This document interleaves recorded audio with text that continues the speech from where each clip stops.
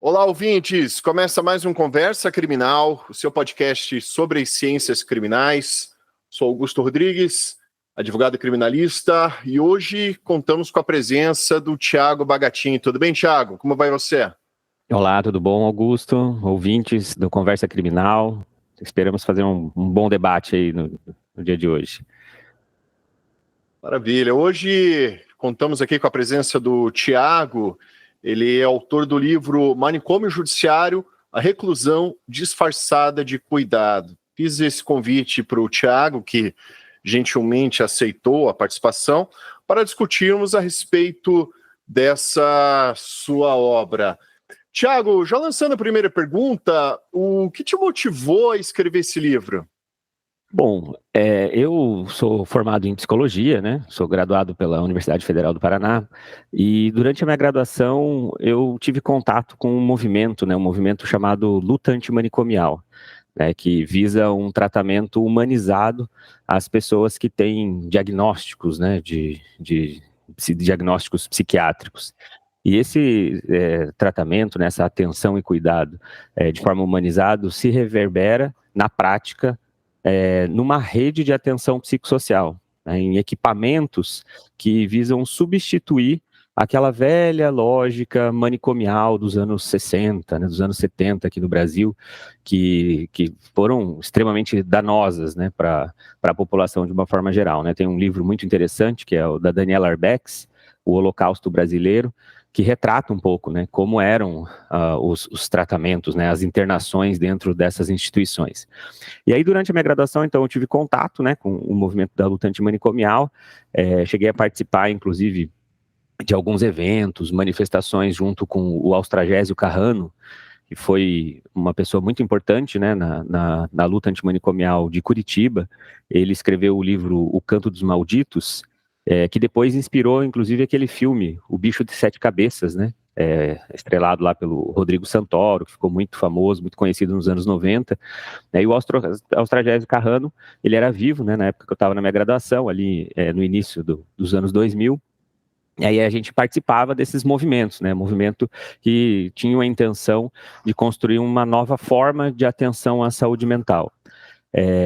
E quando eu me formei, né, logo depois de graduado, eu trabalhei no Instituto de Defesa dos Direitos Humanos como psicólogo e em seguida passei num concurso público do Estado do Paraná. Esse concurso, ele era aquele concurso guarda-chuva, né, que você faz para o estado todo, escolhe ali a cidade que você pretende ser lotado, mas você não sabe para qual área, de fato, você vai atuar, né? Então, você pode ir para a administração, você pode ir para a parte de saúde, educação, enfim. E eu fui cair exatamente no complexo médico penal, né, que é o manicômio judiciário do Paraná, né? E aquilo para mim foi um choque, né? Foi realmente um grande desafio na minha vida, porque eu tinha uma perspectiva antimanicomial e caí na instituição mais manicomial possível. Né? A gente diz que o manicômio judiciário ele é o híbrido entre o que há de pior numa penitenciária com o que há de pior num hospital psiquiátrico. Então, quando eu caí dentro dessa instituição, inicialmente fiquei chocado, né? Não sabia exatamente como eu ia lidar com essa situação, mas também vi como uma oportunidade, né? Uma oportunidade de tentar fazer diferente, de tentar mudar essa instituição por dentro, né? O objetivo da contratação de um psicólogo, de um profissional ali naquele momento, era para realização dos exames de sanidade mental e o exame de cessação de periculosidade, né, que são dois exames feitos pelo setor de laudos, em especial por psiquiatras em conjunto com psicólogos, né? O exame de sanidade mental, ele é aquele exame que determina se a pessoa ela vai ou não vai ficar dentro de um manicômio judiciário, né? Faz parte do processo judicial, quando alguma das partes envolvidas no processo desconfiam que a pessoa não tinha consciência sobre os fatos no momento, né, que ocorreu o fenômeno, a tragédia, né, o crime, se há essa desconfiança de que a pessoa não tinha consciência sobre os fatos, né, o juiz pode determinar a realização desse exame de sanidade mental. para verificar se ela tinha ou não consciência sobre os fatos, né? A grande pergunta desse exame é essa, né? Ela tinha ou não consciência sobre o que estava acontecendo? E essa falta de consciência, essa não consciência, pode ser determinada por uma série de fatores, né? Desde algum diagnóstico psiquiátrico até a pessoa estar sob efeito de álcool ou outras drogas, né? Isso também pode levar ela a um manicômio judiciário, né? Esse exame em especial, né, o sanidade mental, e também o exame de cessação de periculosidade, para verificar se cessou ou não a periculosidade da pessoa, eram as principais demandas do manicômio judiciário para a minha contratação. Quando eu cheguei, né, lá no manicômio judiciário, eu fui atrás do Conselho Federal de Psicologia para avaliar, né, o quanto era ou não factível a realização desses exames. Eu descobri, inclusive, que havia uma polêmica em relação, né, à realização deles, por eles serem extremamente controversos, ter uma série de dificuldades na realização desses exames, né? E tinha uma resolução, que é a Resolução 12 de 2011, do Conselho Federal de Psicologia, que proibia a realização dos exames criminológicos, esses exames feitos dentro do sistema penitenciário por parte dos psicólogos. É claro que daí essa resolução ela passou por um monte de modificações, né? Então, no início, o Conselho Federal de Psicologia foi muito categórico, ele proibiu realmente a realização dos exames, mas houve uma revolta dos psicólogos da base, né? Os psicólogos que atuavam nas penitenciárias naquele período, só sabiam fazer isso. Eles estavam ali há muitos anos, né, décadas, fazendo exames criminológicos. Então eles ficaram revoltados com a resolução do conselho, olha que contradição, né? E aí o conselho estava mais avançado do que os próprios profissionais que atuavam nas penitenciárias, né? E esses psicólogos reivindicaram que houvesse a possibilidade de realização. Aí o conselho, na época, fez um monte de audiências públicas nos estados, né? Teve, inclusive, denúncias do Ministério Público, teve um bom rebuliço ali no período ali de 2011, 2012, mais ou menos, a ponto de que o Conselho abriu uma brecha, né? Então ele manteve a resolução em vigor, mas abriu a possibilidade da realização desses exames, desde que o juiz ele citasse nominalmente o psicólogo. Se ele falasse assim: olha, eu quero que se faça um exame de sanidade mental com a participação do Augusto Rodrigues lá no Complexo Médico Penal. Aí o psicólogo não tinha muito como fugir, né? Então abriu essa brecha ali, a resolução do conselho. Mas enfim, de toda forma eu fui atrás dessa resolução, que tinha uma avaliação crítica dos exames, né? E cheguei para a direção do Complexo Médico Penal e falei: olha, desculpa, mas eu não vou fazer esses exames.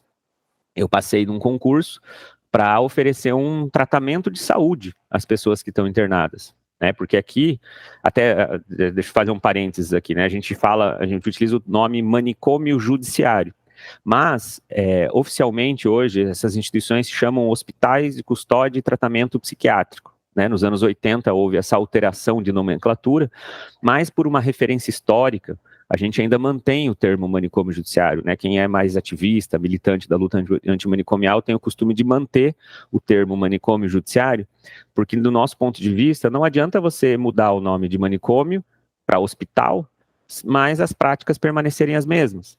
Né? Então, você chamar de hospital dá uma ideia, uma impressão de que é um espaço de cuidado, mas as práticas não se modificaram ao longo desses anos, né? Muito pelo contrário, elas pioraram, como eu vou mostrar mais para frente, né? Vou retratar um pouco do que realmente acontece dentro dessas instituições. Né? Então, a gente ainda mantém esse termo, né? Manicômio judiciário. Bom, e aí, então, retornando à história, né, da minha participação nesses espaços, eu falei para a direção que eu não iria fazer esses exames, levei a resolução do Conselho Federal de Psicologia para ela e pedi um tempo, né, pedi um mês, mais ou menos, para eu realizar um diagnóstico institucional e situacional, conhecer a realidade da instituição, né, mapear, né, realizar ali, traçar perfis, ver exatamente com quem a gente estava lidando, as possibilidades, as potencialidades, as dificuldades, e montar um plano de trabalho, um plano de atuação. Porque eu falei: olha, tudo bem, não vou fazer os exames, mas eu estou aqui com o objetivo de oferecer, de fato, um cuidado, né, em saúde mental, com todas as contradições que existiam, que eu já sabia na época, mas, né, o meu objetivo era esse. E aí a direção autorizou, falou: não, tudo bem, faz, então, monte o plano de intervenção, depois a gente conversa. Aí eu fiz, escrevi, fundamentei muito bem, né, já sabia seria difícil aprovar, mas então, justamente por isso fundamentei muito bem, né, os argumentos e fiz um mapeamento do público. Então tinha lá pessoas que tinham sido enquadradas na Lei Maria da Penha. Então eu ia trabalhar com um grupo de homens enquadrados na Lei Maria da Penha. Aí ia trabalhar com grupos das pessoas que tinham diagnósticos de esquizofrenia paranoide, grupos de pessoas que estavam classificados como dependentes químicos. Eu fiz um projeto bem bonitinho, assim, né, modéstia à parte, ficou muito bom, né? E aí apresentei para a direção um mês depois. Aí adivinha o que eles fizeram? Me tiraram de lá. Não, então eles me tiraram de lá, me levaram, me transferiram para a penitenciária feminina. E aquilo me incomodou muito, Augusto, na época, porque você fica sempre pensando, né? Será que eu não perdi uma oportunidade? Pô, eu estava ali no espaço mais manicomial, mais violador, né, do estado do Paraná, e eu estava lá dentro, né? Você podia ter feito algo diferente, se eu, de repente eu fosse um pouquinho menos radical, se eu fizesse os exames, mas não fizesse muito bem, depois aproveitasse o espaço para fazer outra coisa. Enfim, aquilo me incomodou bastante, né? Porque a gente tem muita convicção ética, né, do que deve ser feito, mas na hora de implementar, né, essa proposta, a gente fica na dúvida se a gente não está indo muito à raiz ou se não deveria, de repente, amenizar um pouco o discurso. Mas, ao mesmo tempo, eu me mantive firme, né? Até meus colegas na época perguntavam assim, Thiago, você tem críticas à maneira como são realizados os exames, mas então fique mais tempo fazendo. Se você acha que 40 minutos é muito pouco tempo para você determinar se a pessoa tinha ou não consciência sobre os fatos, né? Então fique mais tempo, fique 1 hora, fique 1 dia, 2 dias. E eu dizia para eles assim, a questão não é o tempo de realização do exame, a questão é a própria existência desses exames, né? A própria condição de fato dizer se a pessoa ou não tinha consciência sobre os fatos num evento que aconteceu há alguns anos atrás. Havia muita contradição, né, muita contradição na realização desses exames. E, além disso, esses exames, na prática, eles servem exclusivamente para legitimar a existência dessas instituições, né? Você determina ou não se ela tinha consciência sobre os fatos com o objetivo de manter ou não ela lá dentro, mas e não com o objetivo de oferecer um tratamento de saúde. Não está em jogo a qualidade do serviço, de se tornar um hospital de fato, né? O exame não serve para você realmente fazer as pessoas melhorarem, né, da sua condição psíquica, no manejo da sua condição psíquica, a partir da internação dentro dessa instituição. Não é isso que está em jogo. O exame serve só para prender pessoas. Essa é a intenção, né, dos exames. E aí me neguei a fazer os exames, fui transferido para a penitenciária feminina, fiquei com esse incômodo e voltei lá para conversar com a direção do CMP, né, do Complexo Médico Penal na época, e falei assim, bom, então, tudo bem, não vou, né, realizar o projeto, desenvolver o projeto com grupos, como eu escrevi, né, mas aqui enquanto servidor, enquanto psicólogo, mas eu sou professor da PUC, né, na época eu era professor, né, universitário, também no período noturno, falei, então, pelo menos me deem a oportunidade de apresentar um projeto de iniciação científica na PUC, e caso seja aprovado, eu venho com alunos aqui, em horários fora do meu horário de trabalho, né, e a gente desenvolve essa ação, né. Pô, para a instituição seria ótimo, né, imagine, você vai ganhar trabalhos com grupos e não precisa desprender de funcionários, né, não precisa disponibilizar funcionários para a realização dos grupos. E eles disseram, não, tudo bem, vai lá, né, pode oferecer, acharam que não ia levar muito adiante, e realmente eu levei adiante, aprovei um projeto de iniciação científica, eu tinha 4 alunos, né, recebendo bolsas de iniciação científica pagos pela PUC para desenvolver as ações. Quando a gente reapresentou o projeto para a instituição, eles negaram, mais uma vez, disseram que não queriam o desenvolvimento do trabalho com grupos dentro do CMP, né? E ali, para mim, aquilo ali foi uma cartada final, né, de que não havia nenhum interesse, de fato, em oferecer tratamentos de saúde mental a quem estava internado, né? Mas não satisfeito, eles acharam que iam se livrar de mim, acharam que eu tinha me jogado lá para a penitenciária feminina e por isso não voltaria a falar sobre o assunto. Eu fui fazer o doutorado, né? E aí, meu doutorado, eu desenvolvi uma pesquisa sobre os manicômios judiciários em geral no Brasil, sobre o que significa essas instituições, sobre as contradições delas na atualidade, sobre a história, né, dos manicômios judiciários, e também fiz uma pesquisa, né, com um estudo de caso de uma pessoa que foi internada no Complexo Médico Penal, e eu conto um pouco a história dessa pessoa, né, o que aconteceu com ela dentro, o que aconteceu com fora, o que aconteceu antes, né, da participação dela dentro dessa instituição, né.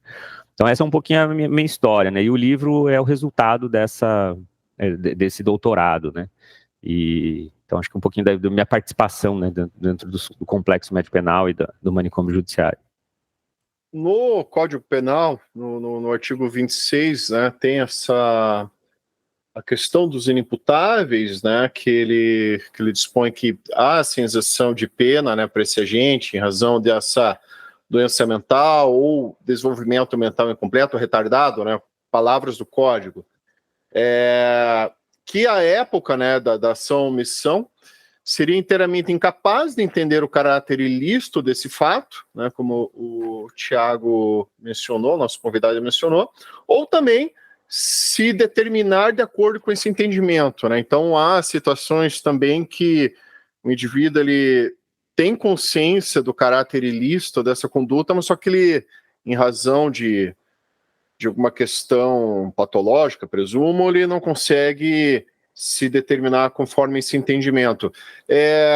Essas situações, Thiago, você lidou também com o indivíduo dele saber o caráter ilícito daquela conduta, mas por uma razão de alguma compulsão, ele não conseguir se comportar de acordo com esse entendimento?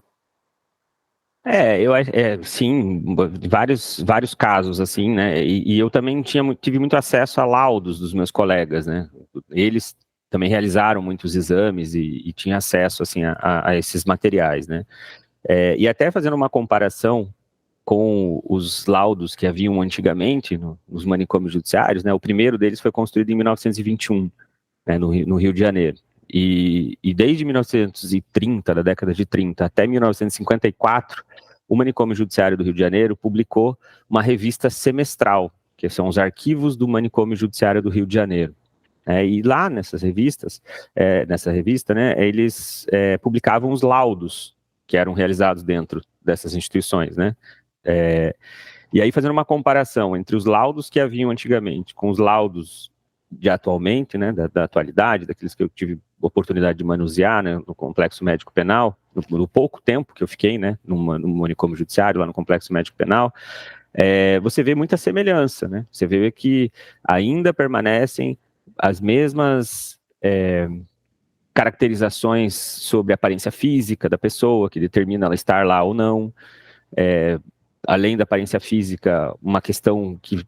E vejam, a questão da aparência física, ela nos remete ao Cesare Lombroso, né? Lá da antropometria italiana, aquela ideia de que o tamanho do crânio pode determinar a sua condição psíquica, né?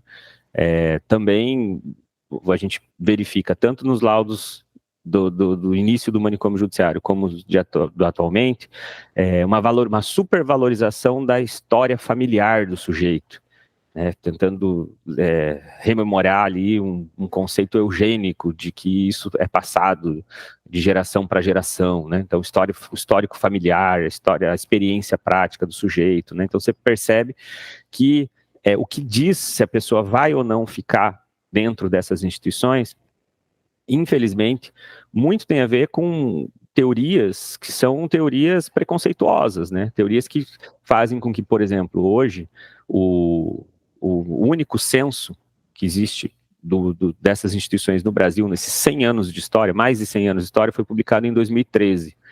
Então, foi publicado pela Débora Diniz, né? E a Débora Diniz, ela aponta que no Complexo Médico Penal, né, no CMP, isso em 2013, 91% dos internos têm até o ensino fundamental. 91%, quase a totalidade, né? 88% das pessoas dentro dessas instituições, elas são desempregadas ou subempregadas. 88% que recebem até 3 salários mínimos. né? Então, assim, será que de fato esses exames eles estão capturando a condição psíquica de fato, realmente, ou elas acabam privilegiando a internação de pessoas que já estão marginalizadas na sociedade e que acabam sendo, mais uma vez, né, excluídas dentro dessas instituições?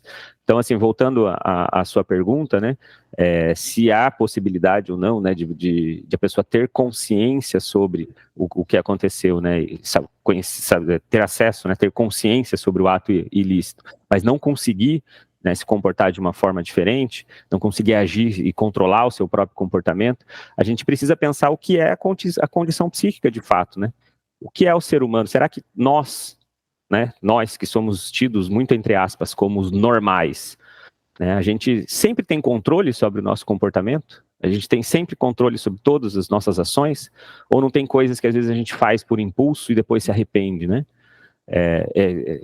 Então, a ideia de normal e anormal, né, então é algo já extremamente discutido dentro da psicologia e da psiquiatria, essa contradição, né, essa incoerência entre a normalidade e a anormalidade, ela não deveria ser especificidade só de quem está no manicômio judiciário, e sim da população como um todo, né? A gente não ter condições, às vezes, por questões objetivas, concretas da vida, de controlar completamente o nosso comportamento. Mas não é isso que explica as pessoas que estão lá. As pessoas que estão dentro do manicômio judiciário, como eu falei anteriormente, né, são pessoas marginalizadas, né, que são excluídas por uma aparência física não aceitável, né, são excluídas por não ter tido acesso à educação, por não ter condições econômicas suficientes para se manter, né? Então eu tive acesso lá dentro do manicômio judiciário a ladrão de galinha, usuário de crack que roubou celular, entendeu? Então, essas são as barbaridades que ocorrem, infelizmente, nessas instituições, né?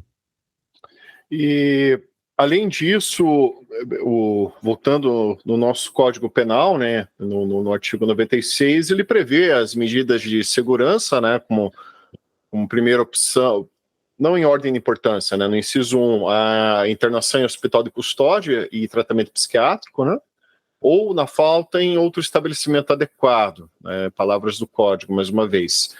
E o inciso 2, a sujeição do tratamento ambulatorial. Sabemos que o indivíduo que é considerado inimputável, tecnicamente, né, no sentido técnico-jurídico, ele não comete crime, então ele tem ali uma sentença absolutória, né, uma sentença absolutória imprópria, né, pois mesmo que ele não sofra uma sanção penal, o juiz pode submetê-lo ali a essa medida de segurança.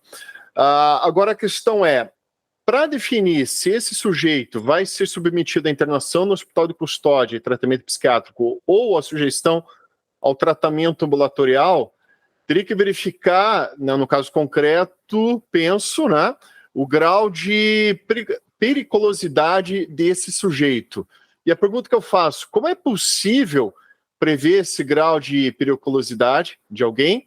E emendando também a pergunta, né, também saber se você tem conhecimento a respeito, observou, se essa medida de segurança em relação à internação no hospital de custódia e o tratamento ambulatorial está muito mais relacionado à condição mental da pessoa ou relacionado mais ao fato ao qual ela praticou, entende?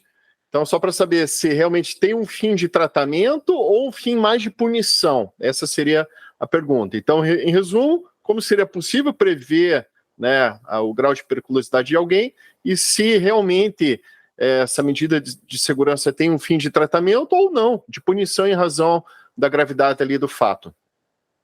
Bem interessante as suas perguntas, Augusto. E uma tem ligação com a outra, né? Elas estão bem vinculadas mesmo. Primeiro, né, sobre a sensação de periculosidade, né, sobre a previsão de se a pessoa é ou não perigosa para viver em sociedade, né? Na realidade, desde a origem, as primeiras construções dessas instituições, o que estava em jogo era isso, era a defesa social, né? A defesa da sociedade em relação a alguém que é vista como imprevisível, alguém que pode, de uma hora para outra, né, atacar alguém na rua, né, cometer crimes graves e tal, né? Então era defender a sociedade dessas pessoas consideradas loucas criminosas, né, o louco infrator. Sempre o objetivo inicial, né, foi esse, né? Tem até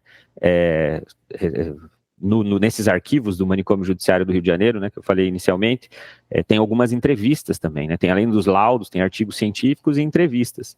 E aí tem um que é muito interessante, né, do ministro da Justiça de 1938, né, do Francisco Campos. E lá ele foi visitar o Manicômio Judiciário, né? E ele disse explicitamente qual era a intenção da construção dessas instituições. Ele diz assim, ó: o princípio que inspira o manicômio judiciário é o da defesa social. É necessário defender a comunhão social contra todos aqueles que se mostram perigosos à segurança. Então não há dúvida da finalidade, né, do manicômio judiciário. É defender a comunhão social contra aqueles que se mostram perigosos à segurança. Então, essa instituição ela serve para oferecer um tratamento de saúde ou para defender a sociedade daqueles que se mostram à segurança. O ministro da Justiça de 1938 já está falando qual é a verdadeira finalidade do manicômio judiciário, né? E nos laudos, a todo instante a gente percebe essa finalidade, essa intenção, né? Não de oferecer tratamento de saúde, e sim de defender a comunhão social, né? Mas aí, Augusto, a gente vem para algumas incongruências do próprio Código Penal, né? A gente tem, eu tinha dito no início sobre o exame de sanidade mental, mas existe o outro exame, que é o exame de cessação de periculosidade, que é para verificar se cessou o perigo dessa pessoa viver ou não em sociedade. Esse exame de cessação de periculosidade, ele deve acontecer anualmente. Então, todo ano, quem está preso no manicômio deve passar pelo exame de cessação de periculosidade. É um direito, né, da pessoa. Porque ela, como ela não está, oficialmente ela não está sendo punida, né? Oficialmente não, em tese. Na prática a gente sabe que sim, mas oficialmente não. Então ela está lá para receber um tratamento de saúde. Então ela estaria melhor, né, receberia alta, digamos assim, desse hospital, depois que cessasse a periculosidade. Mas assim, nem todo mundo passa por esse exame. Então é um direito, mas nem todo mundo passa, né, pelo exame. A Débora Diniz, ela vai dizer que dos quase 4.000 presos em 2013, hoje já mudou esse número, tá? Depois eu vou falar um pouquinho sobre como está atualmente, depois de uma resolução do Conselho Nacional de Justiça de 2023. Mas em 2013, a gente tinha quase 4.000 pessoas internas nos manicômios judiciários. E desses quase 4.000, 741, segundo ela, isso é o censo, tá? Não é um dado inventado, é um censo que foi realizado em 2011, publicado em 2013. 741 pessoas estavam presas sem passar por exames de cessação de periculosidade, ou então sem processo judicial, ou então com medida de segurança extinta. Imagine, de quase 4.000, 741 é um número muito alto. Pessoas que não passaram por exame de cessação de periculosidade, não tinham nem processo judicial, ou então medida de segurança extinta. 1.194 aguardavam exames, ou de sanidade mental. Imagine, olha só, a pessoa estava lá, nem exame de sanidade mental tinha. Ou então exame de cessação, estava aguardando, já tinha data, mas estava aguardando. 1.194. Se a gente somar os 1.194 com 741, a gente tem 1.935, quase 2.000 pessoas das 4.000, quase a metade estavam presas irregularmente dentro dos manicômios judiciários, né? Então, nem o exame de cessação de periculosidade a pessoa passou, nem isso, que é um direito mínimo. Mas, mesmo aqueles que passaram, o exame de cessação de periculosidade, ele é extremamente controverso, e ele inverte um pouco a própria lógica do processo, porque você só pode ser punido por aquilo que você fez, certo? Para isso, se você fez algo, você vai ser punido por aquilo que você fez. Nesse caso, nem é punição, né? Mas vamos pensar até que se a gente aceitasse a ideia da punição, se esse fosse o objetivo. Agora, o exame de cessação de periculosidade faz com que a pessoa seja punido por algo que o perito diz que ela pode fazer. Então, não é mais um diagnóstico, passa a ser um prognóstico. Você está entendendo como isso é completamente sem noção, é incabível numa ação, num processo, né? Porque você está sendo punido não pelo que você fez, e sim por algo que alguém disse que você vai fazer, né? Eu digo que o Augusto não pode sair porque ele é perigoso. Tá, mas peraí, ele é perigoso, mas pelo que ele fez no passado, você está dizendo que ele vai fazer no futuro. Como é que é possível alguém ter controle total sobre todas as variáveis que determinam um comportamento humano? Porque são vários fatores, né? Então, existe a liberdade individual, a consciência nas nossas ações? Sim, é óbvio, a gente às vezes pensa sobre algo e vai lá e faz aquilo que a gente pensou, planeja alguma coisa e age a partir de um planejamento racional. Mas em outros momentos a gente tem ações mais instintivas, né? A gente tem impulsos e se comporta, às vezes, por desejos imediatos. Estou com fome, preciso comer, vai lá, né? Então, existem questões orgânicas que influenciam o nosso comportamento. Existem questões sociais, culturais, né? Eu sempre falo para meus alunos, né? Eu sou professor hoje da UFMS, né? Da Universidade Federal do Mato Grosso do Sul, e eu sempre falo para eles, imagine a seguinte cena: você de repente está com muita fome, você ficou o dia inteiro sem comer, o dia inteiro, né? Não deu tempo de se almoçar, não tomou café da manhã, não comeu nada no final da tarde, de repente você pega um ônibus, né, de Colombo, vamos fazer o processo inverso, como acontece normalmente, você pega ali do centro de Curitiba e vai até Colombo, região metropolitana de Curitiba. Aí o ônibus está lotado, lotado, lotado. E você começa a sentir, você para ali num dos tubos, começa a sentir um cheirinho de churrasco. Aí você fala, que maravilha, né? Aquele cheirinho, qual que é a reação orgânica no seu corpo, né? Você começa a salivar, o teu estômago começa a roncar mais ainda, porque aquilo te estimula, né? Lembra que você está com fome. De repente você vai seguindo o cheirinho do churrasco, vai indo atrás, você vê uma pessoa vendendo o churrasquinho, assim, lá na esquina, pessoas que ficam vendendo ali espetinho e tal, né? Você bate ali no bolso, percebe que você tem umas moedas sobrando, fala, agora, vamos tirar a barriga do atraso. Quando você chega lá para comprar o espetinho, o cara tá vendendo espetinho de barata. Barata mesmo, né? Aí eu pergunto para ele, tá, mas você tá com fome, você tem dinheiro, por que você não come a barata? O que explica você não comer a barata? Né? A barata não é... Culturalmente, a gente aprendeu que a barata é associada ao esgoto, é coisa nojenta, é algo sujo, algo que pode nos trazer doença, mas é uma questão meramente cultural. Tem culturas que comem a barata, né? Comem formiga. Aqui no Brasil, a gente não come cachorro. Imagine você comendo seu poodle, né? Colocando seu poodle para assar numa churrasqueira. Mas tem culturas que comem cachorro. A Índia, eles comem cachorro. Lá, eles sentem a mesma repulsa que a gente sente comendo um cachorro ou uma barata, eles sentem em relação à vaca. E a vaca aqui é um alimento, como qualquer outro. Então, são questões culturais que também explicam o nosso comportamento. Né? Tem uma questão relacionada à liberdade individual, planejamento, consciência, tem questões orgânicas que influenciam o nosso comportamento, tem questões culturais. Então, todos esses elementos precisam fazer parte da análise da ação humana, né? Elas não podem ser deixadas de lado, não podem ser ignorados, né? Você teve, né, essa atuação e você percebeu que é curioso tua fala, né? O que a gente vê muito também no direito penal, principalmente na parte envolvendo a processual penal, o que a gente chama muitas vezes de um exercício de futurologia por parte dos juízes e promotores, né, de supostamente razão de um suposto fato que o indivíduo praticou,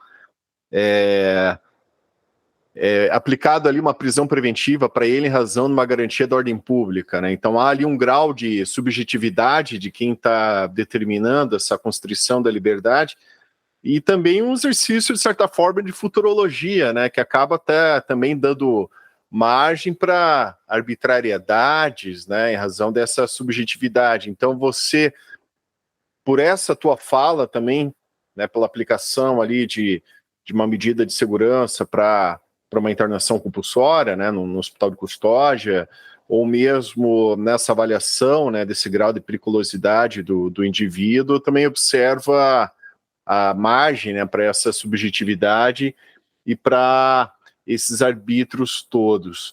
Agora, a respeito, como eram os manicômios judiciários na origem e como eles foram se desenvolvendo ao longo dos anos? Essa é uma pergunta interessante também, né? Então, assim, só voltando um pouquinho na questão anterior, no comentário que você fez inicialmente, né?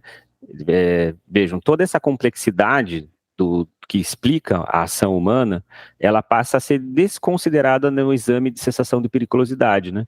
Porque se o Augusto, ele vai ou não agir de uma determinada forma no futuro, eu não sei. Ele pode passar por uma série de situações que ou façam ele ter consciência sobre uma maneira correta de agir, ou então, correta ou incorreta, né, que vá para um lado ou vá para o outro, ou então pode ser que socialmente ele seja influenciado, culturalmente ele seja influenciado a agir de uma forma ou de outra.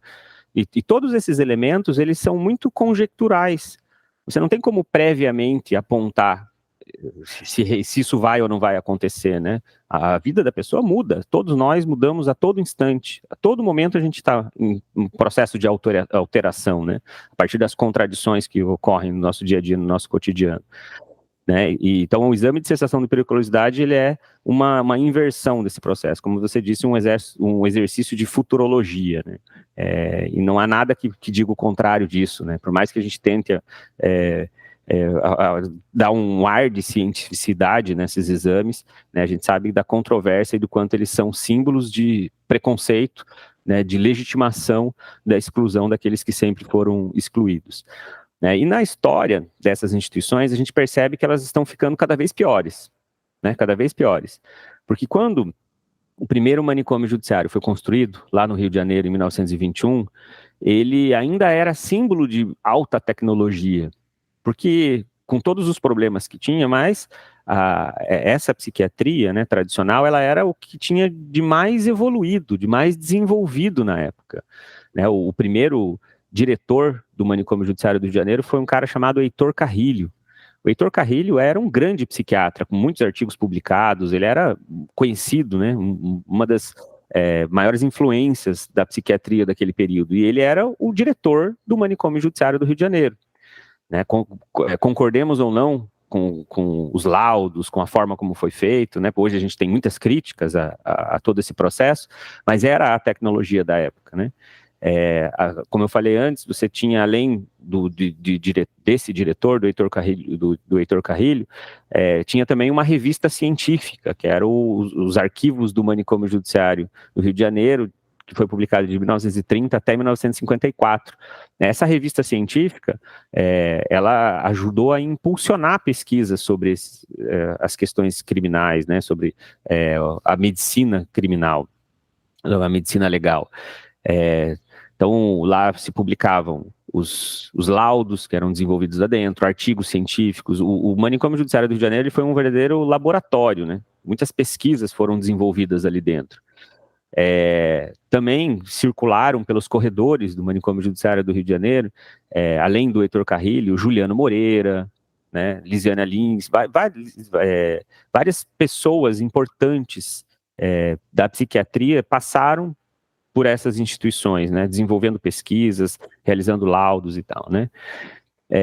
Hoje em dia, a gente já vê um processo inverso, a gente percebe que se no início era símbolo de tecnologia, hoje acaba sendo um símbolo de abandono, né? Desde a morte do Heitor Carrilho, em 1954, você já não tem mais a revista científica sendo publicada, né, semestralmente.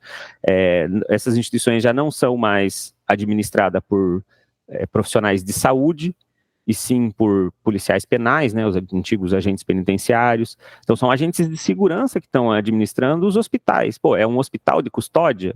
Então, o justo seria se eles fossem administrados por pessoas da área da saúde, né, se a ênfase é na saúde.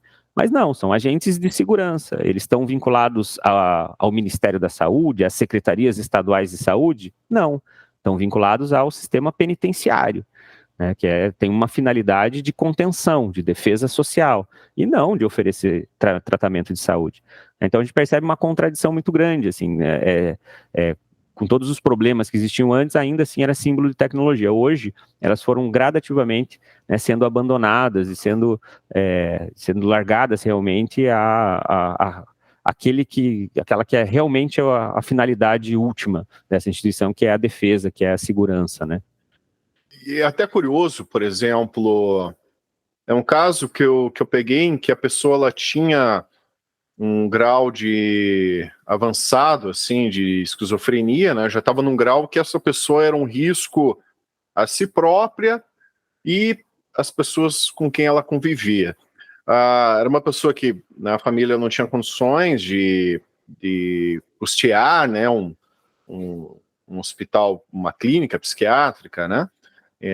Então precisaria assim do atendimento via SUS. Só curioso que eles não conseguiam vaga, né? Eu até comentei, né? Poxa, a pessoa precisa de um tratamento, não consegue vaga pelo sistema de saúde, e se eventualmente ela comete, né, um ato análogo a um crime, né?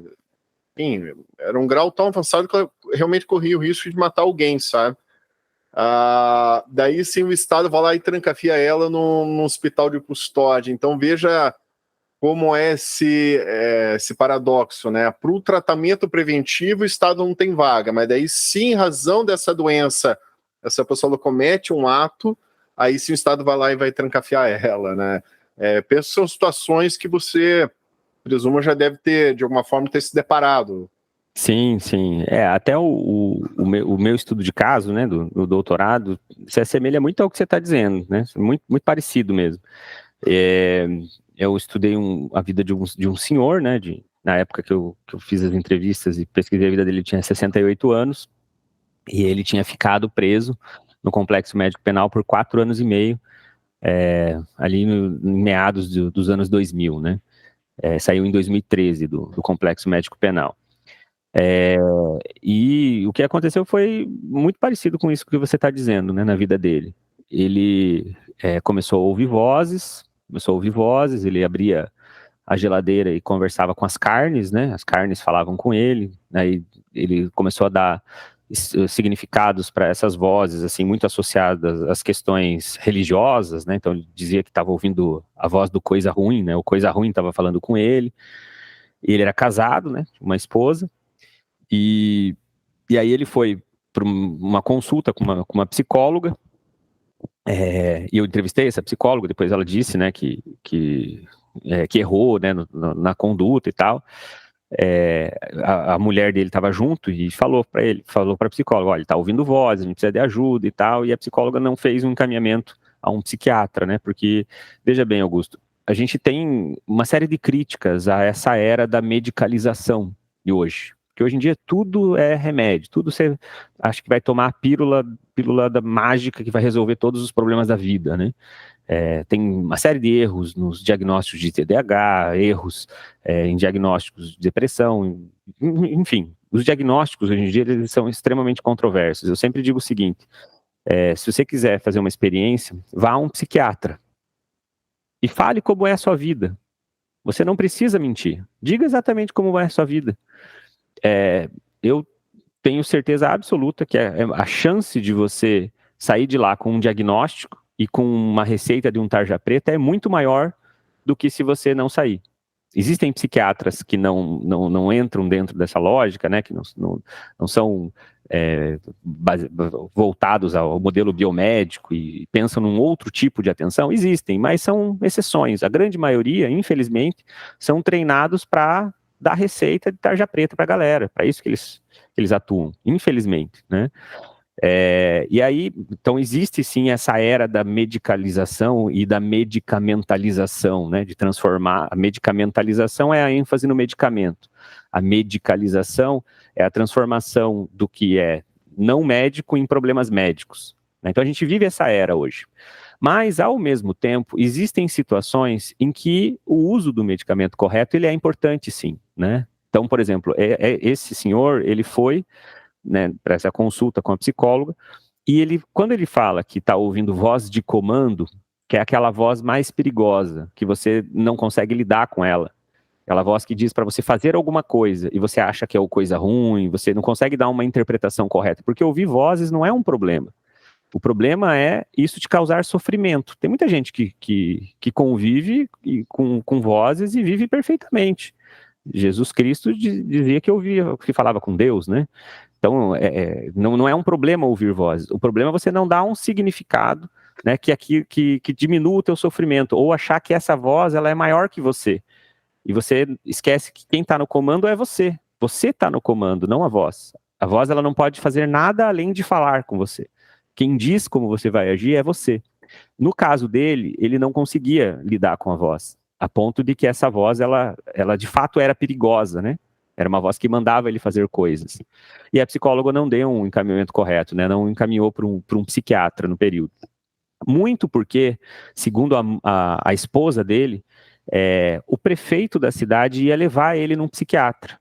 Então a psicóloga também não levou muito a sério, não deu muita importância, né? Falar, não, se o prefeito vai levar, que é uma cidadezinha pequena do interior do estado, sabe? Aquela cidade onde todo mundo se conhece, então eles conheciam o prefeito, né? O prefeito tinha muito essa prática assistencialista, de levar as pessoas no médico e tal. E aí a esposa do rapaz disse que o prefeito o levaria para uma consulta com o psiquiatra, a psicóloga não fez o encaminhamento, falou, não, tá bom, então deixa o prefeito levar, e ficou por isso mesmo. Além disso, então veja que já tem uma falha, né? Tem uma falha no serviço. Além disso, o prefeito, ao invés de levar ele para um psiquiatra, levou ele para um curandeiro. Levou ele num curandeiro, né? Então imagine, uma autoridade política, uma autoridade, um servidor público, um representante do Estado, a autoridade máxima política no município, né, ainda tem uma visão da Idade Média, de questões relacionadas à espiritualidade, relacionadas ao misticismo, no que diz respeito à saúde mental, né? Então a saúde mental não sendo tratada com bases científicas, e sim com uma base medieval, né? Uma base mística, né, em relação a ouvir ou não ouvir vozes. Segunda falha, né? A terceira falha, que do meu ponto de vista pode ser a mais grave, pode ser a mais séria, né? É que antes de ir até essa psicóloga, ele passou por um médico generalista, por um médico clínico, né? Que ele era profissional do programa Estratégia de Saúde da Família, que é alguém que não tem, portanto, especialidade em psiquiatria. E ele falou para o médico que ele tinha depressão. Mas assim, era um senhor de 68 anos, analfabeto, do interior do estado, que é leigo no assunto, e disse que tinha depressão. E o médico deu um antidepressivo para ele. Então ele estava tomando cloridrato de clomipramina e fluoxetina.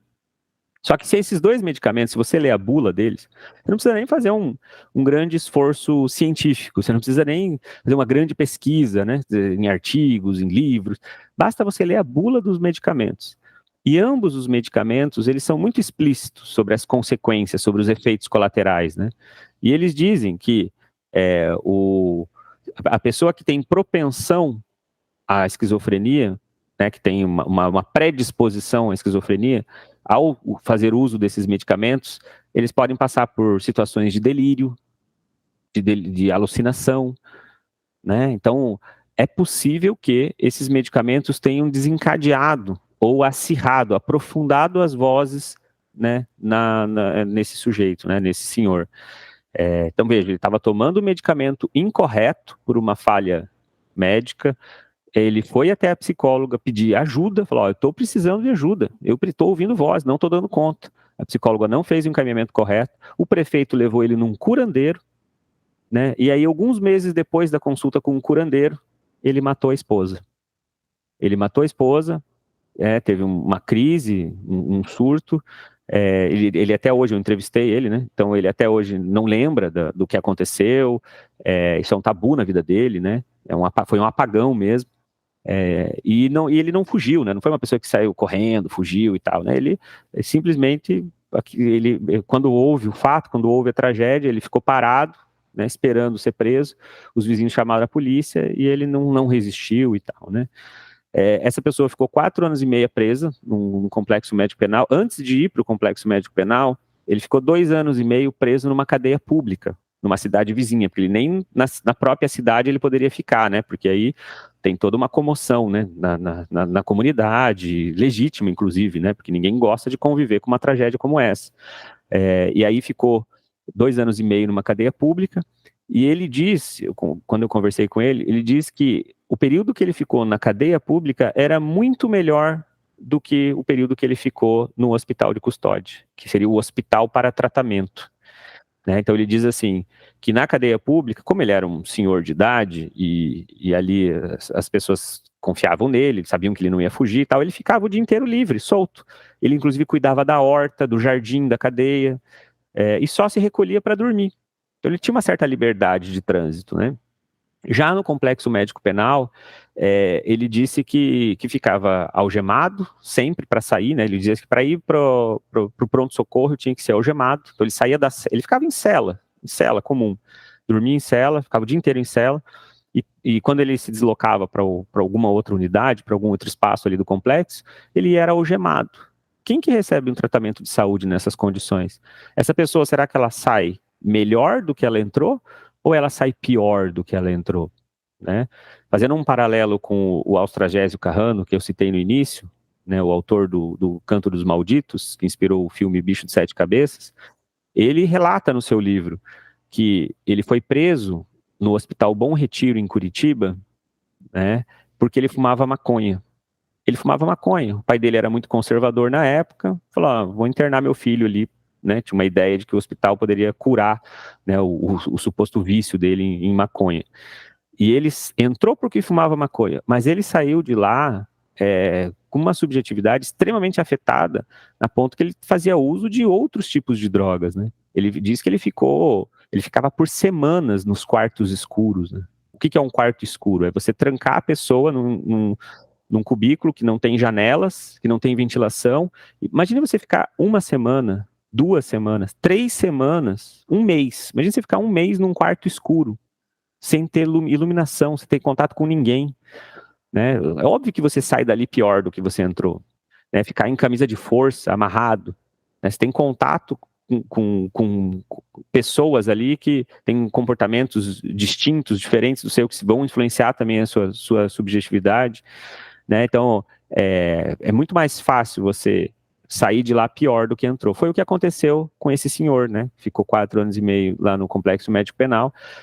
Entrevistei os profissionais que o atenderam em 2013, quando ele chegou a esse município do interior do Paraná, e os profissionais dizem que ele era uma pessoa com muita dificuldade de comunicação, extremamente dopado, né? Muito dopado, porque o medicamento ele é usado também como um instrumento de controle, para fazer pessoas virarem verdadeiras múmias, que, né, não interagem. As pessoas elas estão ali só de corpo presente. E era assim que estava esse senhor quando chega ao município. Ele tinha dedos grosseiros, então não conseguia realizar as atividades manuais. Ele foi inserido no grupo terapêutico Bem Me Quer, que acontece toda terça-feira à tarde. Mas ele não conseguia participar, ele estava só lá de corpo presente, porque ele tinha sido muito afetado por tudo que ele passou no Complexo Médico Penal. E aos poucos, a equipe conseguiu trazer ele de volta. Né? Demorou muito tempo, né, para isso acontecer, mas hoje, por exemplo, ele acorda às 5 horas da manhã, faz a sua caminhada matinal, né, faz a sua caminhada, a sua rotina, né? Ele mesmo sai de casa, não tem ninguém que acorda ele, que fica tutelando a vida dele. Ele mesmo acorda cedo, faz a sua caminhada, vai até o grupo a pé, participa, é um dos primeiros a chegar, os últimos a sair, né, se comunica, é uma liderança ali dentro do grupo. Então você percebe assim, a diferença do tipo de pessoa que saiu do Complexo Médico Penal para aquela pessoa que hoje é acompanhado por uma rede que realmente dá conta de o auxiliar. Ele toma o seu medicamento correto, que é um antipsicótico, né, um risperidona. Né? Então eu lembro quando eu entrevistei ele tinha no bolsinho da camisa, assim, o medicamento, né, eu perguntei sobre o remédio, ele falou assim, não, tá aqui no meu bolso, ó, e ele mostrou para mim o risperidona, né, ele falou assim, meu antidepressivo tá aqui. Até hoje ele acha que ele toma um antidepressivo, mas não é um antipsicótico, né. Enfim, então é uma demonstração, Augusto, de que realmente, se você não tiver uma rede de atenção psicossocial bem estruturada, fortalecida, com profissionais qualificados, a gente tem riscos. Agora, a nossa aposta tem que ser de fato, nesse tipo de atenção e cuidado à saúde mental, e não naquelas que são violadoras de direitos humanos e são ineficientes até no sentido da defesa social. Né? Até no sentido da defesa social, os manicômios judiciários são ineficientes. Né? A questão do manicômio judicial, né, hoje, né, não de hoje, né, como você mesmo expôs, há um tempo tem esse movimento antimanicomial e tivemos recentemente também uma alteração nesse sentido. Você também relatou, né, fatos, né, como essa tragédia pessoal dessa pessoa, em que foi ali um fato isolado na vida dele, em razão de todas essas falhas, né, nesse atendimento médico que ele teve.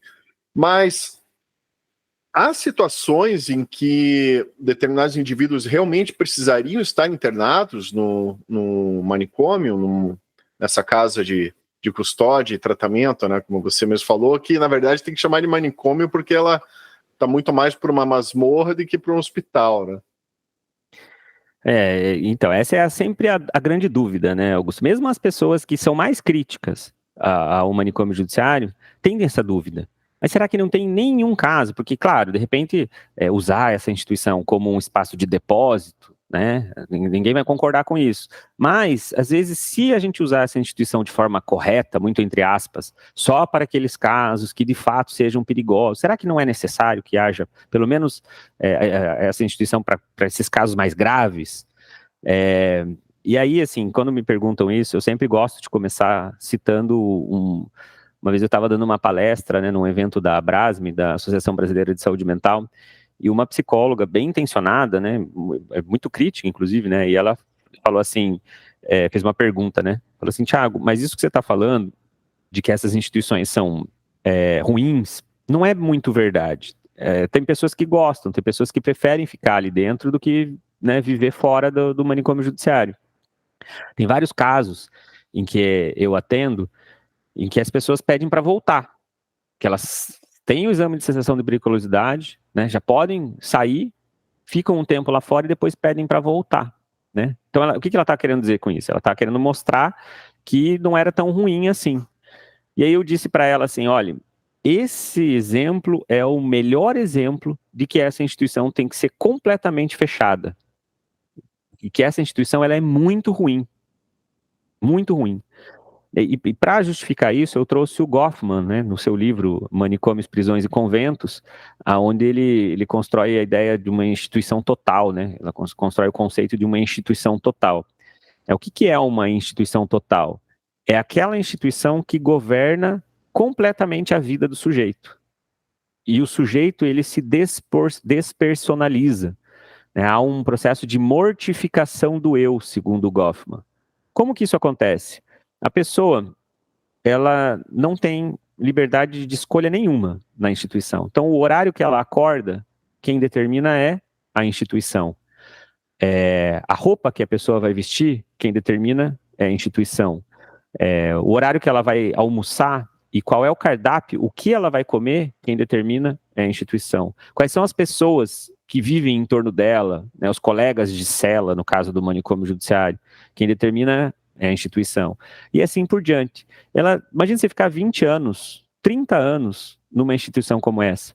Quando você sai, você já perdeu completamente o vínculo com os seus familiares, com os seus amigos, com a vida que você tinha antes, e você já não sabe mais viver em liberdade. Você não consegue fazer escolhas. Né? Você teve o seu eu mortificado, segundo Goffman. Você se despersonalizou a ponto de que você é a instituição. Isso é o que a gente chama de institucionalização. A institucionalização ela pode acontecer num manicômio convencional, num hospital psiquiátrico. A institucionalização pode acontecer numa comunidade terapêutica. A institucionalização pode acontecer no manicômio judiciário de forma mais grave, mais intensa, mas também pode acontecer em outros espaços. Um CAPS pode ser também institucionalizante, na medida em que ele tutela o sujeito. Né, que ele não preza pelo protagonismo do usuário. O usuário, ele não tem voz, ele não tem a liberdade de se posicionar, de opinar sobre o seu próprio tratamento. Né? Então, a institucionalização ela é extremamente danosa. E o manicômio judiciário é o símbolo máximo dessa institucionalização, né? Porque é o que há de pior num manicômio com o que há de pior numa prisão convencional. Então eu digo que, categoricamente, com muita certeza do que eu estou falando, de que não é necessário a existência das instituições totais, e em especial do manicômio judiciário, mesmo nos casos graves. Todos os casos, 100%, podem ser atendidos, acompanhados pela rede de atenção psicossocial, né? O estado de Goiás, por exemplo, tem um programa desde 2006, que é o PAILI, que é o Programa de Atenção Integral ao Louco Infrator. E lá eles não têm manicômio judiciário. Nunca tiveram em Goiás manicômio judiciário. E como que os casos de medida de segurança são acompanhados, então, já que não tem manicômio judiciário? Eles são acompanhados por esse programa. Esse programa nada mais é do que uma equipe conectora. É uma equipe que conecta a medida de segurança, né, o processo que vem do judiciário, com a rede de atenção psicossocial dos municípios. E o que tem, né, o que é essa rede, né? Essa rede tem os equipamentos, por exemplo, do CAPS, do Centro de Atenção Psicossocial, né, todos os CAPS nas suas várias versões, CAPS 2, CAPS 3, CAPS 1, CAPS AD, CAPS de transtorno mental, né, todos os CAPS. Tem centros de convivências, tem leitos em hospital geral, né? Porque, por exemplo, se a pessoa está em crise, ela precisa, de repente, ter uma internação breve, precisa ter, né, uma contenção breve, vai para um leito de hospital geral. Também o próprio Sistema Único de Assistência Social também pode integrar essa rede de atenção psicossocial com o CRAS, né, com os CREAS, enfim. Então, vários equipamentos, estratégias de saúde mental que acompanham o sujeito no território. Porque é muito mais efetivo, Augusto, é muito mais eficiente. Quando a gente fala em tratamento de saúde, ou atenção e cuidado em saúde mental, você manter a pessoa no território é mais eficiente, manter no território, do que você isolar ela numa instituição e depois devolver ela para o território. É mais eficiente, né? Porque pensa assim, o Augusto teve uma crise. O que te levou a essa crise? Questões orgânicas influenciam nessa crise e questões contextuais. De repente, um término num relacionamento amoroso, uma perda de um emprego, momentos de muita tensão, muito conflito ali no seu vínculo comunitário. Enfim, situações que te levam a essa crise, né, junto, obviamente, com a sua condição psicológica, a sua condição orgânica, né, essa conjunção, essa confluência de fatores que te levam a essa crise. Beleza, então Augusto teve a crise, por conta de todos esses fatores. Aí eu tiro o Augusto, coloco numa instituição total. Ele fica lá, vamos supor, um mês, não vamos nem pensar nos 20, 30 anos, fica lá um mês. Maravilha, o Augusto agora, ele tá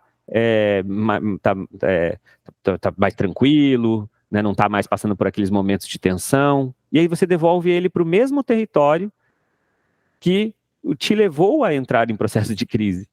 Perceba que quando você volta para o território, você pode estar bem, mas a sua rotina pode desencadear novamente os mesmos processos que te levaram à crise. Então, quando você acompanha o Augusto lá no território, você está lidando com as relações sociais estabelecidas pelo Augusto nos seus vínculos familiares, seus vínculos comunitários, né? E você vai lidar com o contexto, com a situação.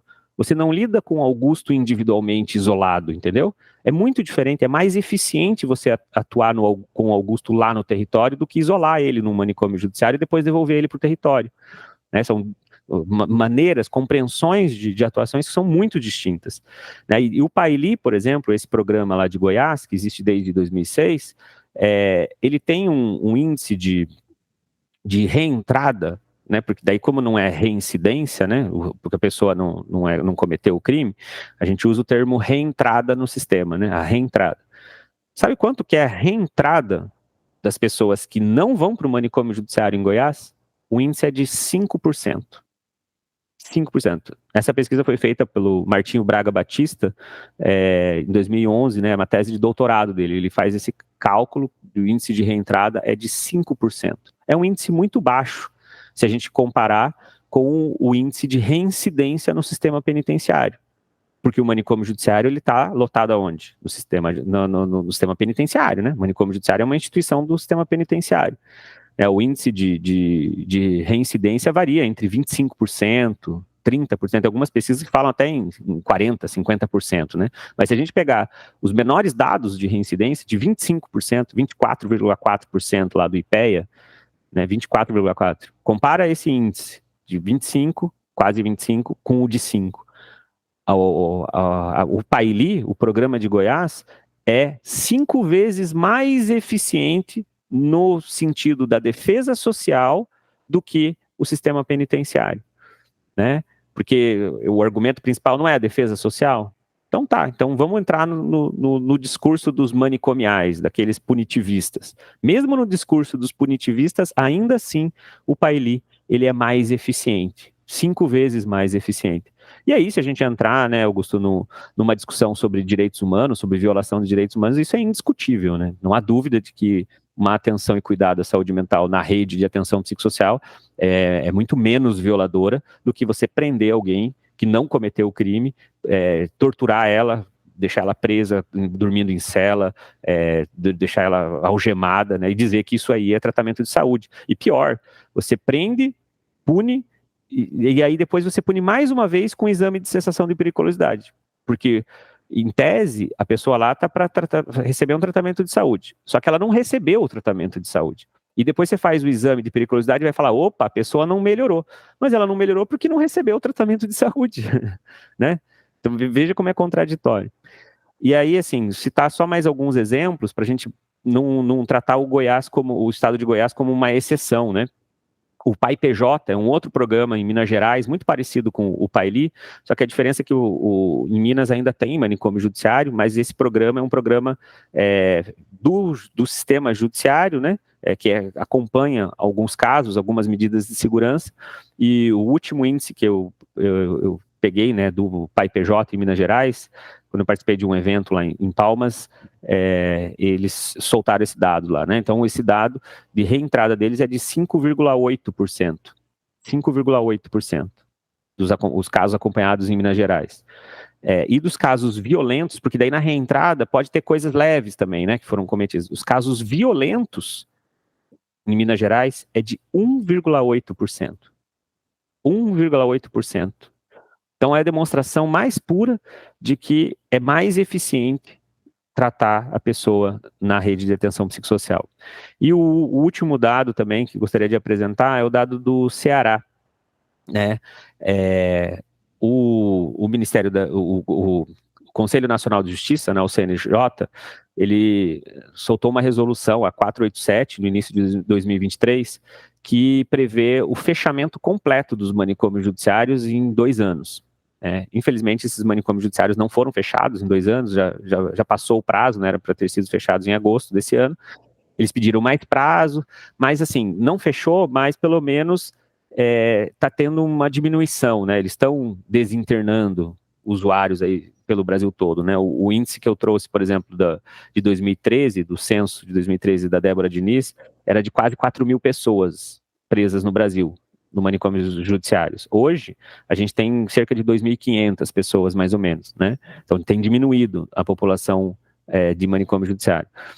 E no Ceará, eles desinstitucionalizaram 51 pessoas, tiraram do manicômio judiciário e acompanharam essas pessoas na rede de atenção psicossocial, após essa resolução 487.